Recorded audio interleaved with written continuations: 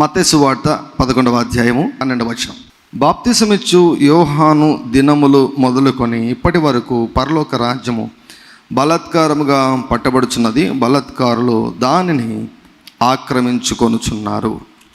So పట్టు వదలని మొండి విశ్వాసం అనే అంశాన్ని చాలా కాలంగా మనం అధ్యయనం చేస్తున్నాం. ఈ భాగంలో మరి ఆర్థికపరమైనటువంటి విషయాల గురించి మనము అధ్యయనం చేస్తున్నాం. దేవుడు మన ఆర్థిక పరిస్థితిని ఆయన మార్చాలని ఆయన అనుకుంటున్నాడు. హల్లెలూయా. ఒకవేళ మీ పితరులు, మీ తల్లిదండ్రులు ఒకవేళ పేదరికంలో ఉండొచ్చు, మీరు పేదరికంలోనే పుట్టి ఉండొచ్చు, లేకపోతే చాలని స్థితిలో మీ యొక్క ఆర్థిక పరిస్థితి జరుగుతూ ఉండొచ్చు. అయితే దేవుడు వాగ్దానం చేస్తున్నాడు, నీ ఆర్థిక పరిస్థితిలో దేవుడు అద్భుతాలను చేస్తానని ఆయన వాగ్దానం చేస్తున్నాడు. హల్లెలూయా. సో గనుకనే ప్రభువు ఈ విషయాలను మనకు తెలియచేస్తున్నాడు. సో ఈ క్రమంలోనే మనం పరలోక రుణమాఫీ చూస్తున్నాం. సో పరలోక రుణమాఫీ మరి క్రొత్త నిబంధనలు మనం అధ్యయనం చేస్తుండగా దేవుడు ఒక భాగం దగ్గర మనల్ని ఆపాడు. ఒక భాగం, that is miracle money. Miracle money, అద్భుతమైనటువంటి ధనం, రహస్య నిధులు అని చెప్పచ్చు, మరుగైన ధనం అని చెప్పచ్చు. నేనైతే ఒక పేరు పెట్టుకున్నా దీనికి, నేను దయా ధనము అని పేరు పెట్టుకున్నా. అంటే దయతో ఇచ్చే ధనం అన్నమాట. సో జీతం అన్నటువంటిది ఏంటంటే మనం కష్టపడితే వచ్చేదాన్ని మనం జీతం అంటాం. మంచిదే. మనం ఏం కష్టపడుకున్నా మన తల్లిదండ్రులు కష్టపడి మనకి ఇచ్చేదాన్ని మనము ఏమండి పిత్రార్జితము అంటాం. సో వంశపరంపరంగా వచ్చే ఆస్తి అనే మనం అంటాం. ఇన్హెరిటెడ్ ప్రాపర్టీ, ఇన్హెరిటెడ్ మనీ అని అంటాం అన్నమాట. సో ఇలా రకరకాలుగా మరి మనం అరువు తెచ్చుకున్నాం అనుకోండి, అదే అప్పు తెచ్చుకున్నటువంటి డబ్బు అని అంటాం. So what about this miracle money? ఈ దయాధనం అంటే ఏమిటి? ఈ దయాధనం అంటే ఏమిటంటే అసలు మన ప్రమేమి ఏమి లేకుండా, ఏమి సంబంధం లేదు, కేవలం దయను బట్టి, మన మీద కనికరాన్ని బట్టి దేవుడు మనకు ఉచితంగా ఇచ్చే డబ్బు అన్నమాట. నేను పెట్టుకున్నా, నాకు మిగతా పేర్లు ఏవి నాకు సాటిస్ఫాక్టరీగా లేవు. అందుకే ఈ పేరు వచ్చిన తర్వాత నా మనసు కొంచెం నిమ్మలపడింది, దయాధనము.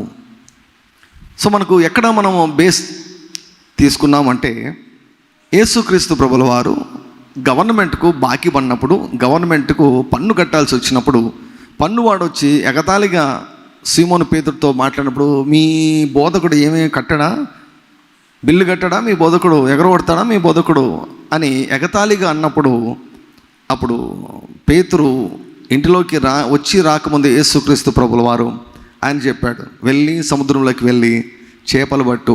మొదటగా వచ్చినటువంటి చేప నోరు తెరిస్తే ఆ చేపలో ఒక బంగారు నాణెం ఉంటుంది, ఒక షెకెల్ ఉంటుంది.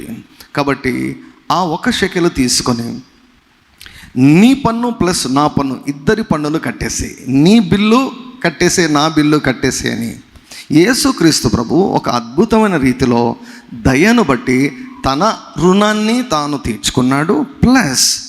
ప్లస్ పేతురు అడగకుండానే పేతురు రుణం కూడా, పేతురు అప్పు కూడా యేసుక్రీస్తు ప్రభు తీర్చేశారు. అది అరశకెలు కావచ్చు, అర్ధ రూపాయి కావచ్చు, మరి 5 రూపాయలు కావచ్చు, 5 లక్షలు కావచ్చు, 5 కోట్లైనా కావచ్చు. దేవునికి 5 రూపాయలు ఎంతో, 5 కోట్లు కూడా అంతే. ఆయనకి మనకు చాలా తేడా ఉంటుంది, కానీ ఆయనకి తేడా ఉండదు. So he is great God, is a great and big God, is a huge God. మహాకాశంలో ఆయన అసలు పట్టుకోలేవు. ఆయనకి ఎంత 1000 కోట్లు కూడా అసలు ఆయనకు లెక్కనే కాదు.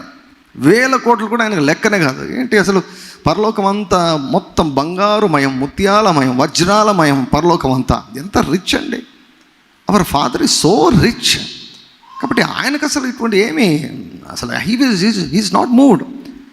అది ఒకవేళ 1/2 కోటి ఉన్నట్టే 1/2 కోటి చెల్లించిండే వాడు యేసయ్య. 1/2 షెకెలు కట్టాలి కాబట్టి 1/2 షెకెలు కట్టాడు. 1/2 కోటి కూడా ఆ అద్భుతమైన రీతిలో. అక్కడ యేసుక్రీస్తు ప్రభుల వారు కష్టపడి సంపాదించలేదు, లేకపోతే ఇంకొకరి దగ్గర అప్పు తెచ్చుకోలేదు, లేకపోతే ఎక్కడో దొరకలేదు.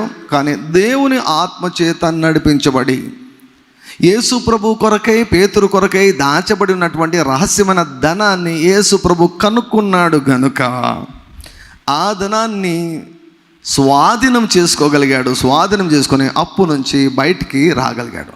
సో దీనిని ఏమంటామంటే దయాధనము అంటాం, మిరకల్ మనీ అంటాం, మిరకల్ మనీ. సో దేవుడు వాగ్దానం చేసినటువంటి ఒక అద్భుతమైనటువంటి విషయము మీకు చెబుతూ వచ్చాను. ఏంటంటే నూరంతల పంట, నూరంతల పంట, నూరంతల పంట అన్నటువంటి లేఖనాన్ని మనం చూస్తూ వస్తున్నాం. యెషయా గ్రంథము 55వ అధ్యాయము 8వ వచనం ఒకసారి చూద్దాం. యెషయా గ్రంథము 55వ అధ్యాయము 8వ వచనం. నా తలంపులు మీ తలంపుల వంటివి కావు, మీ త్రోవలు నా త్రోవల వంటివి కావు. ఇదే యెహోవా వాక్కు. ఆకాశములు భూమిపైకి ఎంత ఎత్తుగా ఉన్నవో మీ మార్గముల కంటే నా మార్గంలో, మీ తలంపుల కంటే నా తలంపులు అంత ఎత్తుగా ఉన్నవి.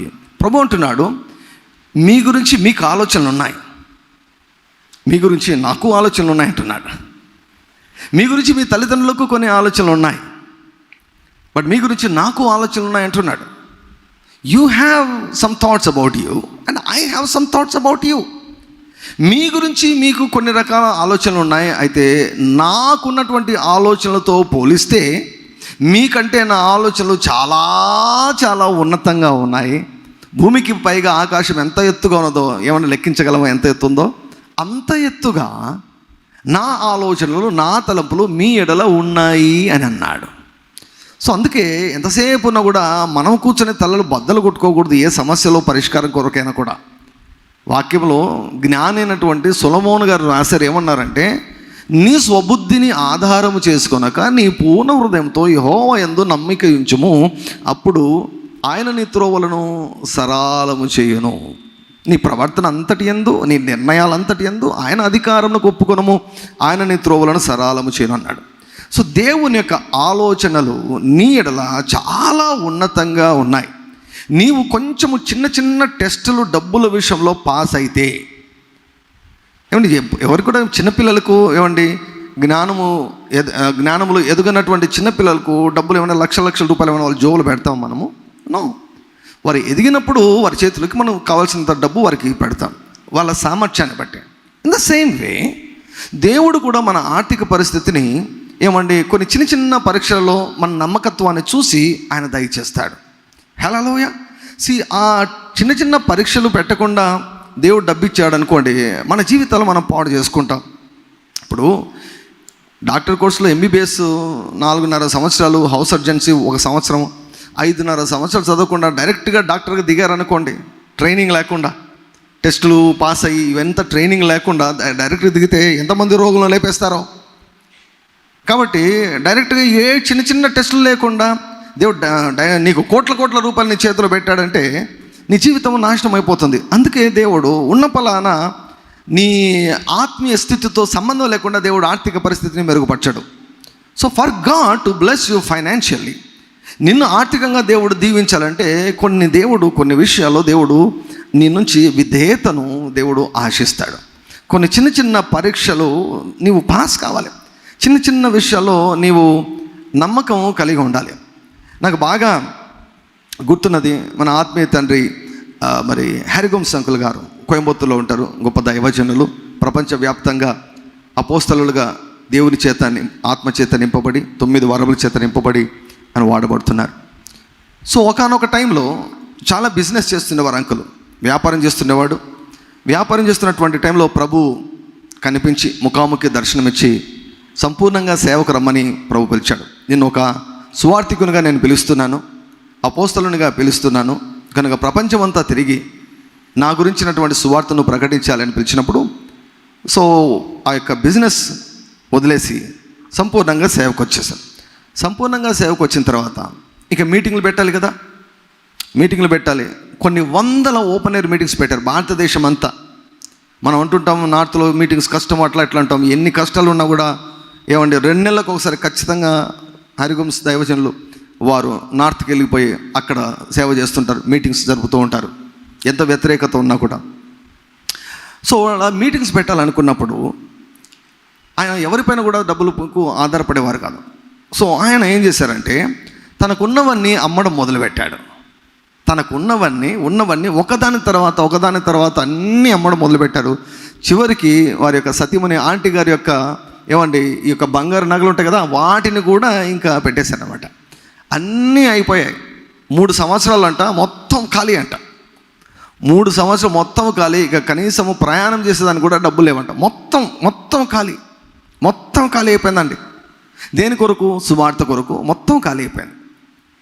ఖాళీ అయిపోయి అప్పుడు అడుగుతున్నట్ట, ప్రభువా మొత్తం ఇచ్చేసానయ్యా, నా దగ్గర ఇంక ఏం లేదయ్యా, నువ్వు నన్ను బ్రతికించావు, నాకు జీవాన్ని ఇచ్చావు, నాకు ఆయుష్ను పొడిగించావు, లేకపోతే నేను ఎప్పుడో చనిపోయిండావా అని నీ పని చేశాను.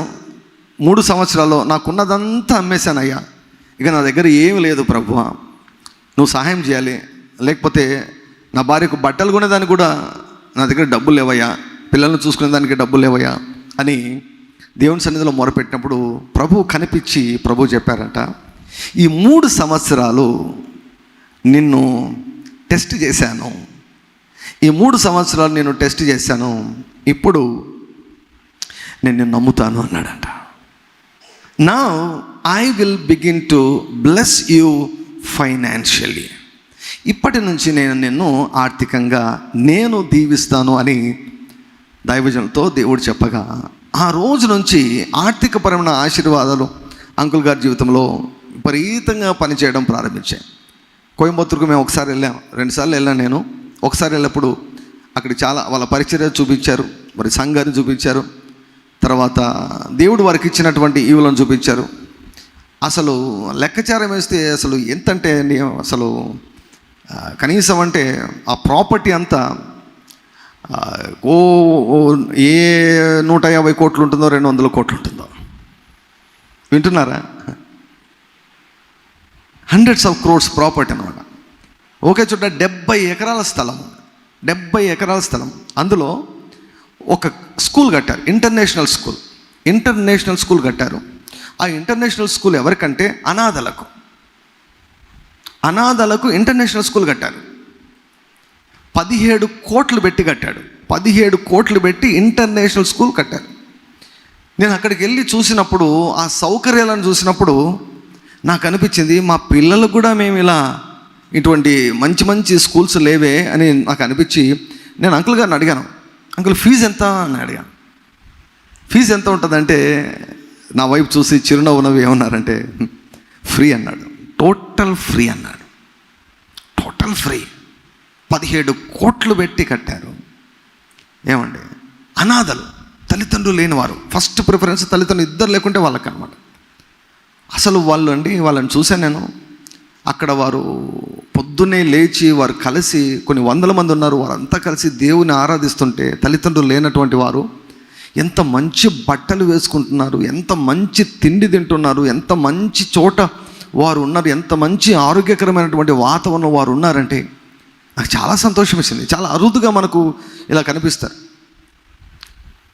దేవుని కొరకు ఇచ్చినప్పుడు దేవుడు దైవజనులను దేవుడు దీవించేశాడు. ఆర్థికంగా దీవించేశాడు. చాలా స్థలాలన్నీ కోట్లే. ఏం మాట్లాడినా కూడా కోట్లే. కానీ ఒకానొక టైంలో ఒక 3 సంవత్సరాలు, for 3 years he was being tested. పరీక్షించబడ్డాడు. ప్రభు అన్నాడు, from now onwards I will trust you అన్నాడు. సేమ్ వే ఫైనాన్షియల్గా చాలామంది ఆర్థికంగా వర్ధిల్లాలని అనుకుంటారు, తలగా ఉండాలనుకుంటారు, ఆకాశంలో మంచి ధనాన్ని తెరవాలనుకుంటారు. కానీ జీవన విధానంలో దేవుడు గమనిస్తూ ఉంటాడు. కీర్తనకాడు అంటాడు కదా, నేను కూర్చోవడం నీకు తెలుసు, నేను లేవడం నీకు తెలుసు ప్రభు అంటాడు. Whatever you are doing, whatever you are thinking, God is looking at you. దేవుడు అన్నీ గమనిస్తుంటాడు, అన్నీ చూస్తూ ఉంటాడు. అయితే నీవు కొన్ని పరీక్షలను, ఇవి పరీక్షలు అని గమనించి వాటిలో నువ్వు పాస్ అయ్యావనుకో, ఇక అంతే, ప్రభు నిన్ను నమ్ముతాడు. నిన్ను నమ్మి నీకు ఎంత కావాలో అంత నీ చేతిలో పెడతాడు. నమ్మకమైన వానికి దీవెనలు మెండుగా కలుగును. చాలామంది వెంటనే అప్పుల నుంచి బయటికి రావాలి, వెంటనే ఆర్థికంగా వర్ధిల్లాలి అనుకుంటారు. కానీ దేవుని దగ్గర ఇవి కావు. మ్యాగీ 2 minutes నూడిల్స్ 2 నిమిషాల్లో మ్యాగీ చేయొచ్చు కదా, అలా దేవుని యొక్క సన్నిధిలో మాత్రం అట్లా షార్ట్ కట్స్ ఏమి కూడా లేవండి. దేవుని యొక్క సన్నిధిలో ప్రతి ఒక్కరు కూడా పక్షపాతం లేకుండా ప్రతిదీ కూడా ఒక క్రమమైన పద్ధతిలో నేర్చుకొని తీరవలసిందే. దేవుని యొక్క సన్నిధిలో బైపాస్ రోడ్లు లేవు, షార్ట్ కట్లు లేవు. ఏమండి, ఓవెన్లో తయారు చేస్తాం కదా, ఫాస్ట్గా తయారు చేస్తాం కదా, అటువంటివి ఏవి కూడా దేవుని యొక్క సన్నిధిలో మాత్రం దొరకవు. Sometimes God will test us. దేవుడు పరీక్షిస్తాడు. పరీక్షించిన తర్వాత ప్రమోషన్ ఇస్తాడు. పరీక్ష లేకుండా ఎవరికైనా ప్రమోషన్ ఇస్తాడు ఆయన? పరీక్ష ఇస్తాడు, పరీక్షలో మనం పాస్ అయితే ప్రమోషన్ ఇస్తాడు. Hallelujah. So God wants to bless you, God wants to change your financial condition. నువ్వు పేదవాడిగా పుట్టడం తప్పు కాదు, కానీ పేదవాడిగా జీవించడం చాలా చాలా తప్పు. పేదవాడిగా మరణించడం అంటే ఇంకా అంతకు మించిన ఘోరమైన విషయం ఒకటి లేదు. దేవుణ్ణి కలిగి దేవుని యొక్క రాజ్యంలోనే ఉండి పేదవాడిగా జీవించడం ఇది చాలా చాలా బాధాకరమైనటువంటి విషయం. God doesn't want you to live in poverty. తన పిల్లల్లో ఎవ్వరు కూడా అప్పులలో ఉండేదానికి దేవునికి ఏమాత్రం కూడా ఇష్టం లేదు. తన పిల్లలు అప్పులు అన్నటువంటి చెరలో ఉండేదానికి, పేదరికం అన్నటువంటి ఆ యొక్క శాపము క్రింద ఉండేదానికి దేవునికి ఏమాత్రం కూడా ఇష్టం లేదు. అద్భుతమైనటువంటి యొక్క దయాధనం పొందుకున్నటువంటి పేతురు అపోస్తల కార్యములు 10:34 ఏమంటాడు తెలుసా? ఫస్ట్ నోరు తెరిచి ఏమంటాడు తెలుసా? నాకు ఒక విషయం అర్థమైంది, దేవునికి పక్షపాతం లేదు అన్నాడు. Hallelujah. God is not partial. మీరు ఒకటి తెలుసుకోండి, ఏంటంటే మన ఎడల దేవునికి చాలా ఉన్నతమైనటువంటి ఉద్దేశములు ఉన్నాయి, మంచి తలంపులు ఉన్నాయి, గొప్ప తలంపులు ఉన్నాయి. ఉన్నతంగా మనం ఉండాలని ఆయన కోరుకుంటున్నాడు. ఆయనకు పబ్లిసిటీ కావాలండి. ప్రజలు నరకానికి వెళ్ళకుండా ప్రజలు తన వైపు త్రిప్పబడాలంటే దేవునికి పబ్లిసిటీ కావాలి. దేవునికి పబ్లిసిటీ ఎలా వస్తుంది, ఎవరి ద్వారా వస్తుందంటే నువ్వు నేనే. మన జీవితాలే పబ్లిసిటీ, మన జీవితాలే పబ్లిసిటీ. మన జీవితాలు బాగుంటేనే కదా ప్రజలు చూసి ఆకర్షించబడి నేను కూడా మీలా కావాలని చెప్పింది. ఇశ్రాయేలుల జీవితంలో దేవుడు చేసిన అద్భుతాలను ఐగుప్తుల్లో చాలామంది చూసి ఇశ్రాయేలు ఎర్ర సముద్ర మార్గం కూడా వస్తున్నప్పుడు కొంతమంది ఐగుప్తీయులు కూడా ఇశ్రాయేలును వెంబడించారంట. మీ దేవుడే మా దేవుడు, మేము మీతో కూడా వస్తాము, మీ దేవుడు నిజంగా నమ్మకమైనటువంటి దేవుడు, మేము కూడా మీతో వస్తామని ఐగుప్తులు ఇశ్రాయేలుతో కలిశారు. వారిని ఏమన్నారంటే మిశ్రమ జనాంగము అన్నారు అన్నమాట. So we are the advertisement to the goodness of God and the greatness of God and the richness of God. మన జీవితాలే సరిగా లేకపోతే ఇంకా దేవుని వైపుకు ఎట్లా వస్తారు చెప్పండి? వారు నరకానికి వెళ్ళిపోతారు. కాబట్టి ఏ రకంగా సరే నరకానికి పోకుండా ప్రజలను ఆయన తన వైపు తిప్పుకోవాలని, తన పిల్లలను తన వైపు తిప్పుకోవాలని ఆయన ఎంతగానో తపన పడుతున్నాడు. మనల్ని ఆర్థికంగా దీవించడంలో కూడా ఆయన ముఖ్యమైన ఉద్దేశము అదే. ఒకటి, మనకి ఏ కోద ఉండకూడదు. రెండవది, ప్రజలు నీ జీవితాన్ని చూసి, అప్పులు లేని జీవితాన్ని చూసి, ఆర్థికంగా వర్ధిల్లే జీవితాన్ని చూసి ప్రజలు ఆకర్షించబడి నీ దగ్గరకు వచ్చి నీ దేవుడే నా దేవుడు, నీ దేవుడు నాకు కూడా కావాలి అని రావాలని దేవుడు కోరుకుంటాడు. నయముతో రూత్ అనేది కదా, రూత్ ఏమన్నా తెలుసా? నయం అనేది, నీ ఇష్టమమ్మా, నువ్వు వేరే పెళ్లి చేసుకొని నీకు నచ్చిన చోటుకి వెళ్తావు అంటే వెళ్ళు, నీ ఇష్టము, నేనైతే యెరూషలేము వెళ్ళిపోతున్నాను, మా వాళ్ళ దగ్గరికి వెళ్ళిపోతున్నానంటే రూత్ అంటది, నీ దేవుడే నా దేవుడు, నీ వారే నా వారు, నేను ఎక్కడ ఉన్నా కూడా నేను నీతోనే ఉంటాను, నిన్ను విడిచిపెట్టి నేను ఉండను అన్నాడు. అటువంటి కార్యాలు మన జీవితంలో జరగాలని, నీ వీధిలో ఉన్న వారందరూ కూడా నేను చూసి ఆశ్చర్యపడాలి, నీ ఆర్థిక పరిస్థితిని చూసి ఆశ్చర్యపడాలి. This is God's desire. ఇందులో పేరాశ లేదు, ఇందులో లస్ట్ లేదు, లస్ట్ ఫర్ మనీ లేదు, లవ్ ఫర్ మనీ లేదు. ఇది దేవుని యొక్క ఉద్దేశం అండి. This is God's plan. చాలామందికి ఇది ఎక్కదో అర్థం కాదు. కొంచెం కొంచెమే వింటారు, కొంచెం కొంచెమే ఆలోచిస్తారు, చాలా కుంచిత బుద్ధితో ఉంటారు కనుక బ్రాడ్గా ఆలోచించరు, వాక్యాన్ని ఉన్నది ఉన్నట్లుగా వారు అంగీకరించరు కనుక వారు పొరపడుతూ ఉంటారు అనమాట. So it is God's will to bless you. So దేవుడు నిన్ను ఆర్థికంగా దీవించడంలో దేవుడు ఒక అద్భుతమైనటువంటి పద్ధతిని దేవుడు మన ముందు ఉంచాడు. ఏమిటంటే అది నూరంతల పంట. అందరు చెప్పండి, నూరంతల పంట. గట్టిగా చెప్పండి, నూరంతల పంట. హల్లెలూయా, హల్లెలూయా. దేవుని యొక్క వాక్యంలో కొన్ని సూత్రాలు చూస్తే చూడండి. ఆదికాండము 8:22. ఆదికాండము 8:22. భూమి నిలిచి ఉన్నంత వరకు వెదకాలమును కోతకాలమును శీతోష్ణములను వేసవి శీతాకాలమును రాత్రింబగలును ఉండక మానవని తన హృదయములో అనుకొనెను. 8వ దేవుడు భూమి మీద ఉన్నటువంటి సంగతులను గురించి కొన్ని నియమాలను ఆయన విడుదల చేశాడు. ఏంటి ఆ నియమాలంటే రాత్రింబగళ్ళు. రాత్రి ఉందా అంటే ఇది రాత్రి కదా, రాత్రి అయిపోయిన తర్వాత పగలు వస్తుంది. సో రాత్రింబగలు ఏమైనా పోయాయా? పోలేదు. వేసవి కాలము, శీతాకాలము, వర్షాకాలం ఇవేమైనా పోయాయా? పోలేదు. ఋతువులు పోలేదు, రాత్రి పగలు పోలేదు, అవి ఉన్నాయి. ఎందుకున్నాయి తెలుసా? ఆ రోజు దేవుడు పలికాడు గనక అవి ఉన్నాయి. సో దేవుడు వీటితో పోలుస్తూ ఏమన్నాడంటే, భూమి నిలిచి ఉన్నంత వరకు. భూమి ఉందా? అయితే భూమి ఉంటే దేవుడు ఏమంటున్నాడంటే, విత్తే కాలము, కోసే కాలం అన్నటువంటిది ఉండక మానవు అన్నాడు. సో విత్తడము, కోయడం అన్నటువంటిది ఒక నియమము. దానిని దేవుడే ప్రారంభించాడు. భూమి నిలిచి ఉన్నంత వరకు అది ఉంటుందంట. భూమి నిలిచి ఉన్నంత వరకు ఉంటుందంట. లూకాసు వార్త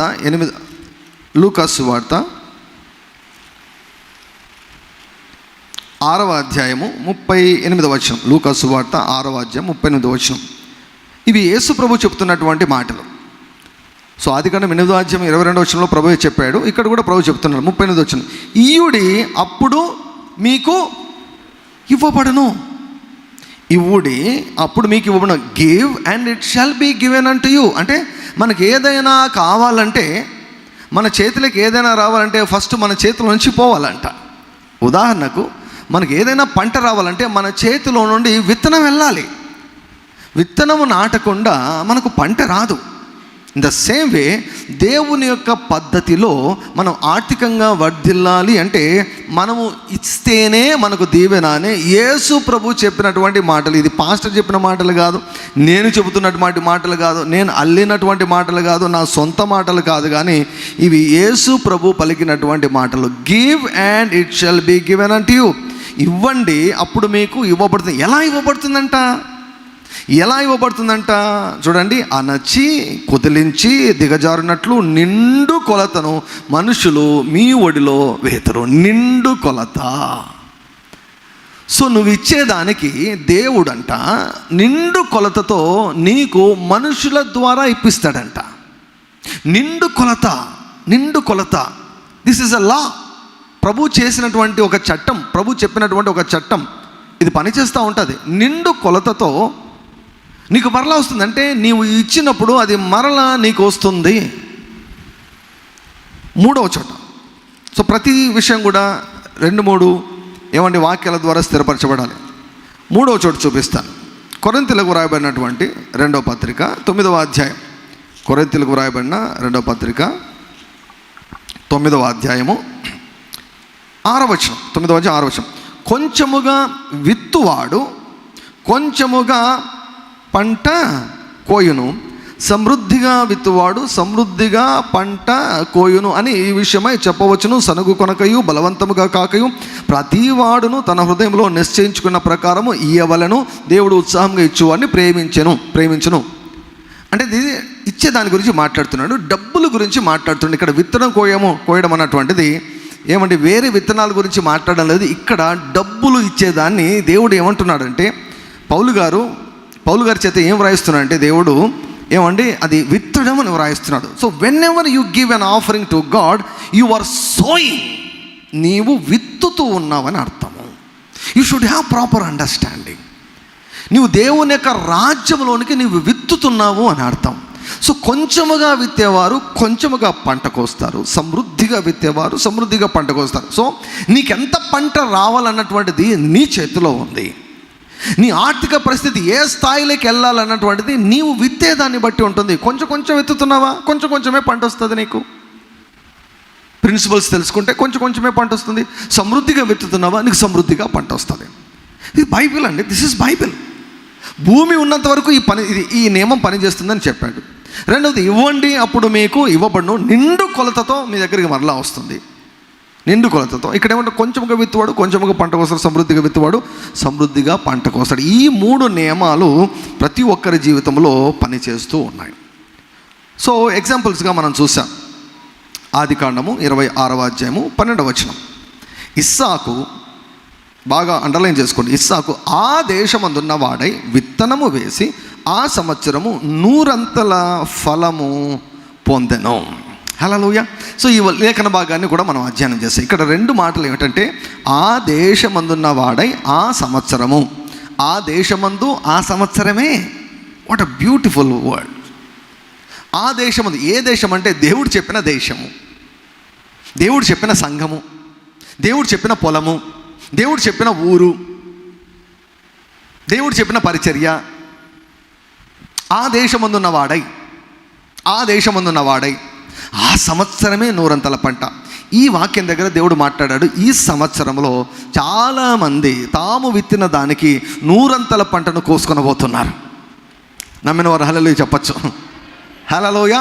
ఆ సంవత్సరం అన్నాడు కదా, ఈ సంవత్సరమే 100-fold బ్లెస్సింగ్ను మీరు కోసుకొనబోతున్నారు.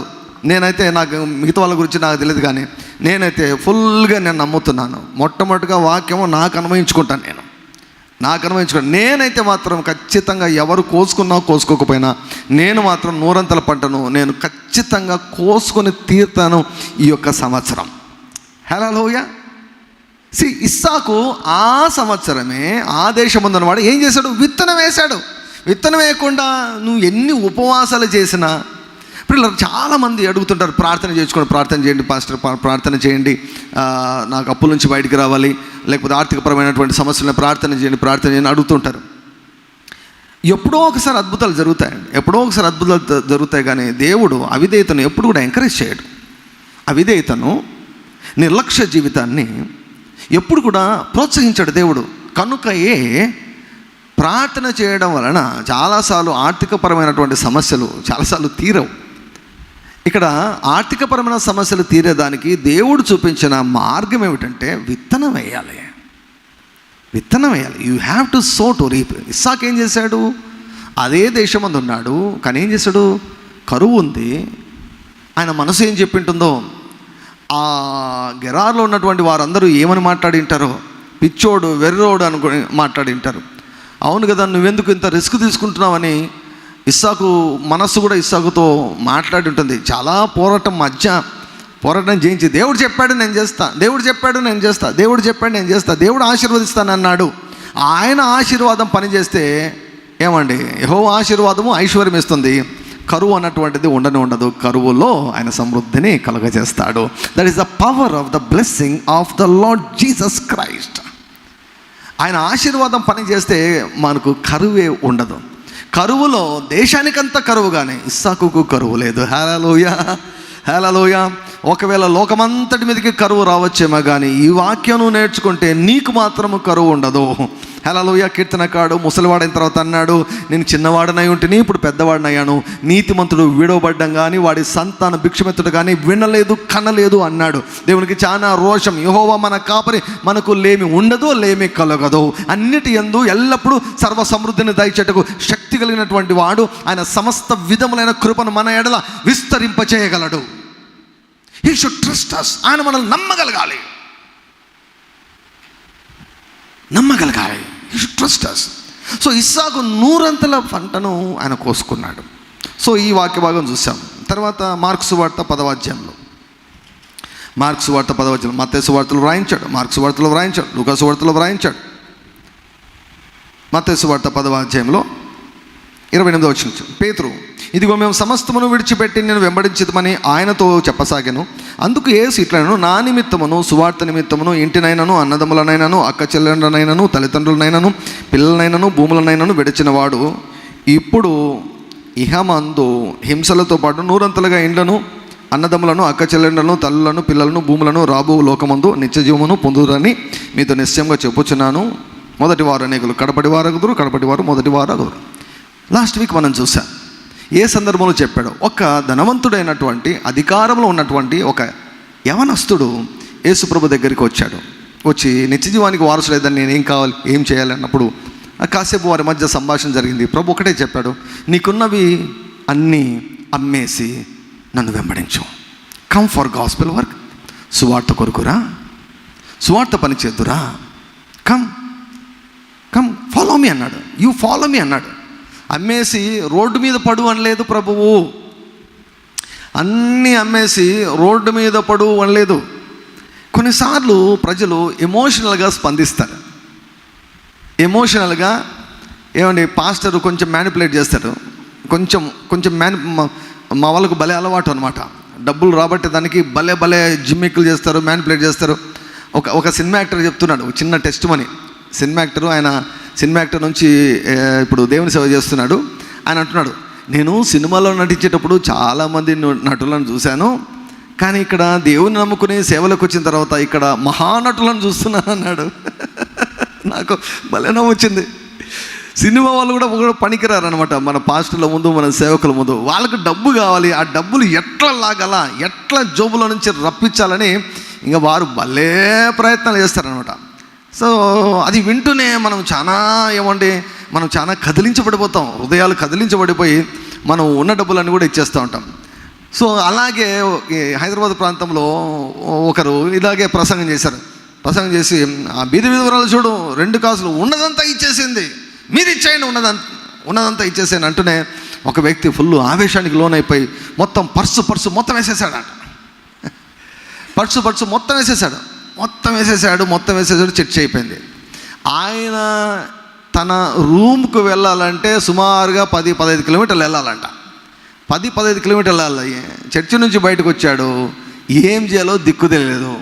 మొత్తం ఉన్నదంతా అక్కడ వేసేసాడు. కనీసం ఛార్జ్ కూడా ఏం పెట్టుకోలేదు. ఏం చేయాలో దిక్కు తెలియక 15 కిలోమీటర్లు నడవలేక వాళ్ళ ఫ్రెండ్కి ఫోన్ చేసి, అరే నన్ను వచ్చి దయచేసి నీ బైక్లో వచ్చి నన్ను తీసుకుని పోరా, కొంచెం జరుగురాని ఇంకొన్ని జరిగాయి అని చెప్పి వాళ్ళ ఫ్రెండ్ని పిలిపించుకొని రూమ్కు చేరాడు అన్నమాట. దేవుడు అలా ఈ యవనస్తుడితో చెప్పలేదు, నీకున్నవన్నీ అమ్మేసి రోడ్డు మీద పడు, వాళ్ళ మీద ఆధారపడు, వీళ్ళ మీద ఆధారపడి చెప్పలేదు. నీకున్నవన్నీ అమ్మేసి నన్ను వెంబడించు.